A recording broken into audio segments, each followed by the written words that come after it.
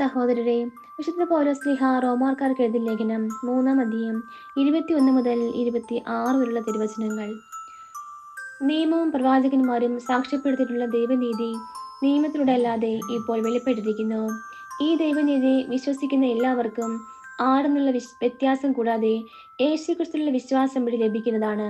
എല്ലാവരും പാപം ചെയ്ത് ദൈവമഹത്വത്തിന് അയോഗ്യരായി.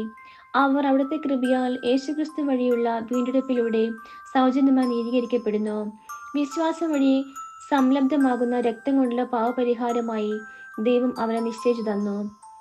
അവിടുന്ന് തന്റെ ക്ഷമയിൽ പഴയ പാപങ്ങളെ അവഗണിച്ചുകൊണ്ട് ഇപ്പോൾ തന്റെ നീതി വെളിപ്പെടുത്താനും അങ്ങനെ താൻ നീതിമാനാണെന്നും യേശു വിശ്വസിക്കുന്നവനെ നീതീകരിക്കുന്നവനാണെന്നും തെളിയിക്കുവാനുമാണ് ഇപ്രകാരം ചെയ്തത്. നമ്മുടെ കർത്താവായ മിശിഹായ്ക്ക് സ്തുതി. സഹോദരരെ, വിശുദ്ധ മത്തായി എഴുതിയ സുവിശേഷം 6-ാം അധ്യായം 9 മുതൽ 15 വരെയുള്ള തിരുവചനങ്ങൾ. നിങ്ങൾ ഇപ്രകാരം പ്രാർത്ഥിക്കുവിൻ: സ്വർഗസ്ഥനായ ഞങ്ങളുടെ പിതാവേ, അങ്ങയുടെ നാമം പൂജിതമാകണമേ. അങ്ങയുടെ രാജ്യം വരണമേ. അങ്ങയുടെ ഹിതം സ്വർഗത്തിലെ പോലെ ഭൂമിയിലുമാകണമേ. അന്നന്ന് വേണ്ട ആഹാരം ഇന്ന് ഞങ്ങൾക്ക് നൽകണമേ. ഞങ്ങളുടെ കടക്കാരോട് ഞങ്ങൾ ക്ഷമിച്ചതുപോലെ ഞങ്ങളുടെ കടങ്ങൾ ഞങ്ങളോടും ക്ഷമിക്കണമേ. ഞങ്ങളെ പ്രലോഭനത്തിൽ ഉൾപ്പെടുത്തരുതേ, തിന്മയിൽ നിന്ന് ഞങ്ങളെ രക്ഷിക്കണമേ.